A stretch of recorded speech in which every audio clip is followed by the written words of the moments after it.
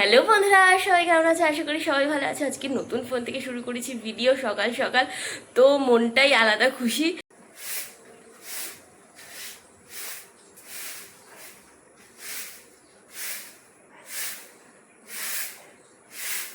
একটা ছোট বেন্টু কেকের অর্ডার ছিল, যে চাপিয়ে দিয়েছি।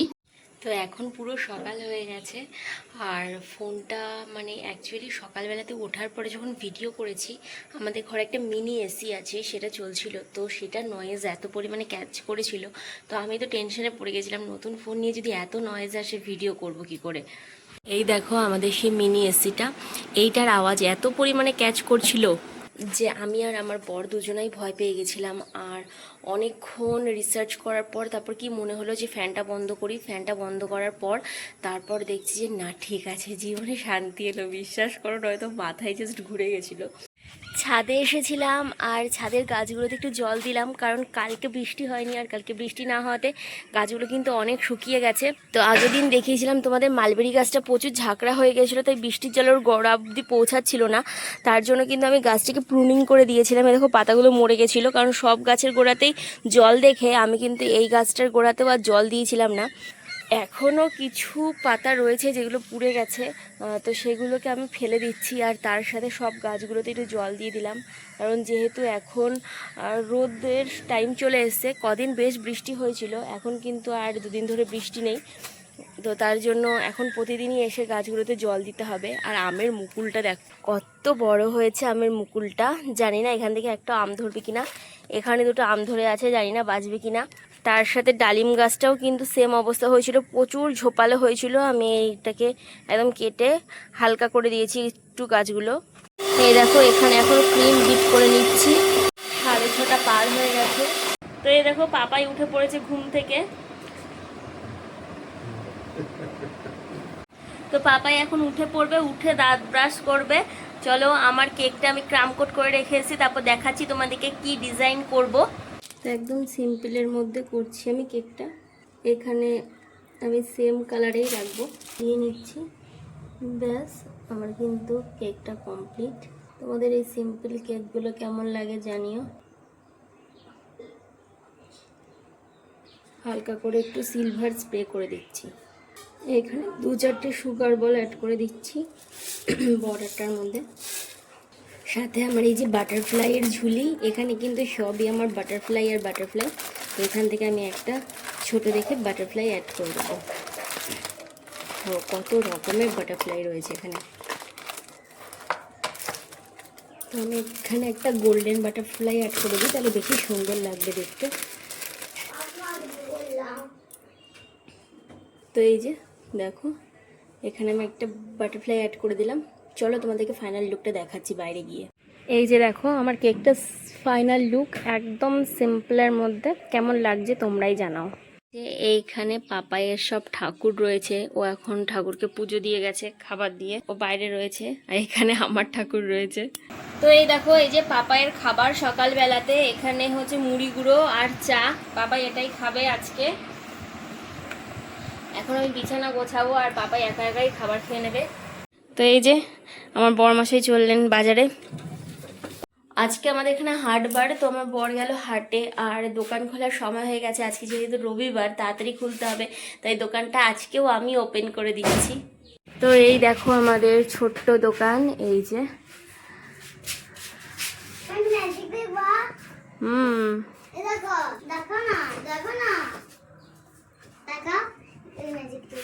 এই যে পাপাই চলে এসছে। যখন আমি লাইটটা বন্ধ করবো, লাইটটা বন্ধ হলো, আবার এখান থেকে ওর ফ্যানটা চলে।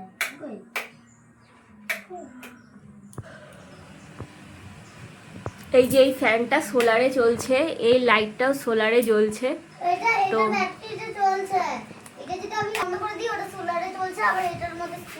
সোলার হচ্ছে ওপরে লাগানো রয়েছে, অ্যাডভেস্টারের ওপরে। তো সোলারে এই দিনের বেলাতে এখন লাইটটা চলে, আর ছোট ফ্যানটা জ্বলে মানে যখন কাস্টমার থাকে না।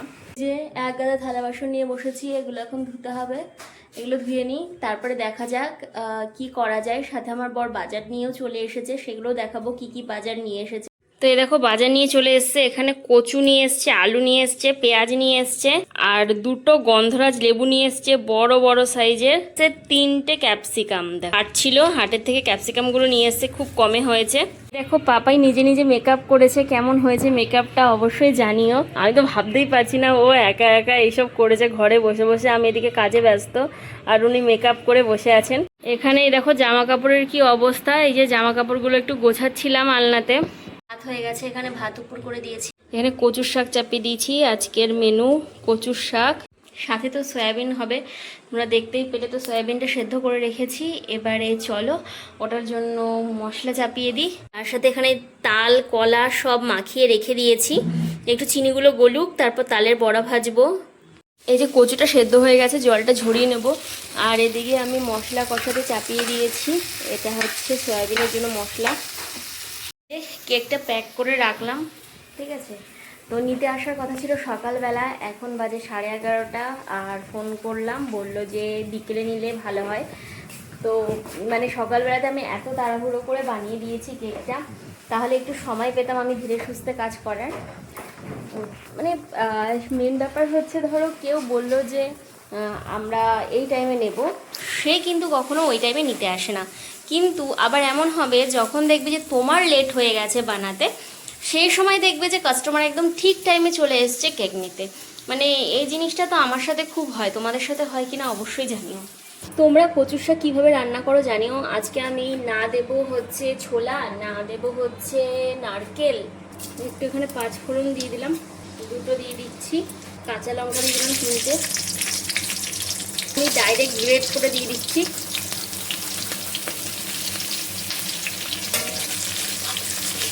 এবার একটু ভেজে নিই, এই যে একটু জিরে গুঁড়ো দিয়ে দিলাম।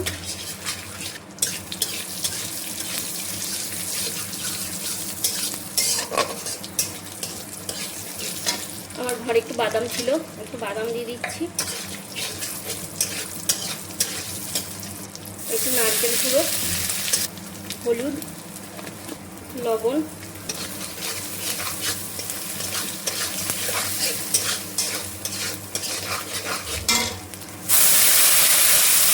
একটু জল ছিটিয়ে আর 2 মিনিট একটু মশলাটা ভেজে নিই।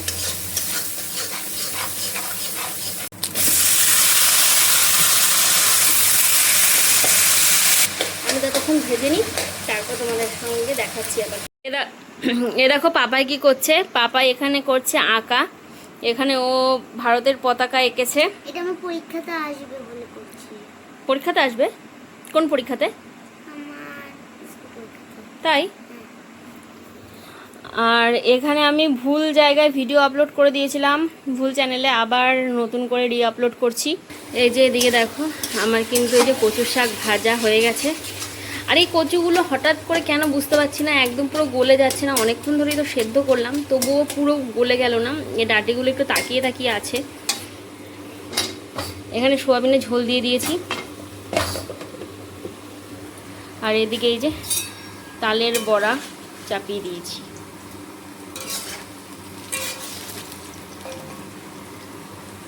পুজো দিয়ে দিয়েছে, তাই আজকে আমার আর পুজো দিতে হবে না। আর এই যে এটা আমার বর গিফট করেছে আমাকে। আজকে আর দুকাটি জ্বালাতে হবে না, এটাই দুকাটি।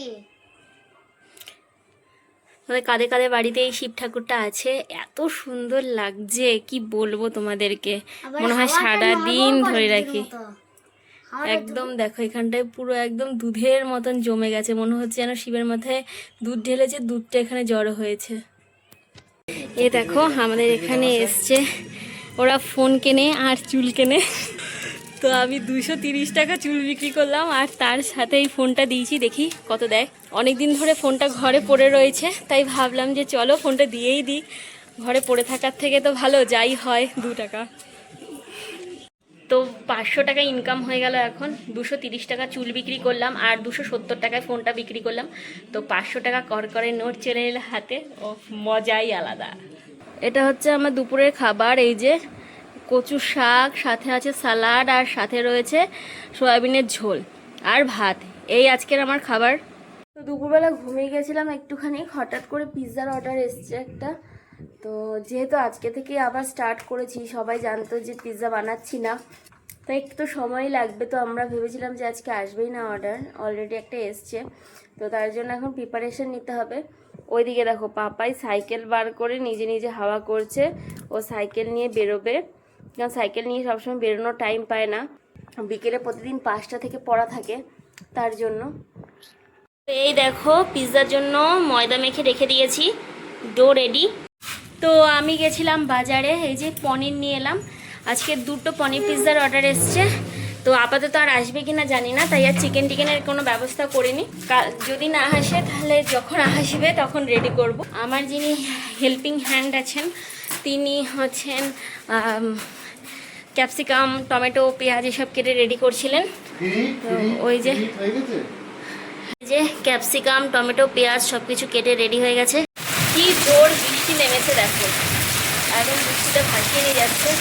এখানে সব কিছু রেডি করে রেখে দিয়েছি।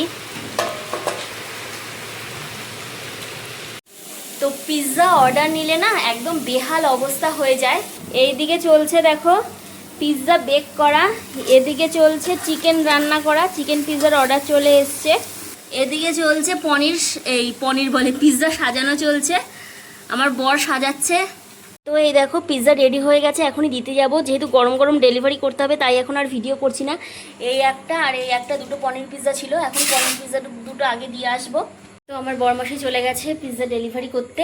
এদিকে আমি চিকেন পিৎজাগুলো সাজাচ্ছি। এটা হচ্ছে ছোট সাইজ চিকেন পিৎজা, আর তার সাথে আছে 10 ইঞ্চি। তোমরা যারা ইলামবাজারের আশেপাশে আছো তোমরা কিন্তু পিৎজা এবার থেকে অর্ডার করে খেতে পারো। আর কেমন টাটকা তোমরা তো দেখতেই পেলে। প্রত্যেকটা জিনিস কিন্তু আমরা দিনের দিন বানাবো, আর প্রত্যেকটা টপিংস কিন্তু একদম ভরে ভরে থাকবে, আর চিজও কিন্তু একদম ভরে ভরে থাকবে। আর যদি কেউ এক্সট্রা চিজই খেতে চায় তাহলে তাকে বলতে হবে, সেই অনুযায়ী বানানো হবে। সাজিয়ে নিয়েছি, দিয়ে দিচ্ছি চিজগুলো। এই দেখো রেনকোট পরে গেছিল ডেলিভারি করতে, যা আমার দ্বারাই শুধু খাওয়াটাই হয়, এইসব হয় না। আর ডেলিভারি করা মানে বিশাল ঝামেলার ব্যাপার, বিশাল।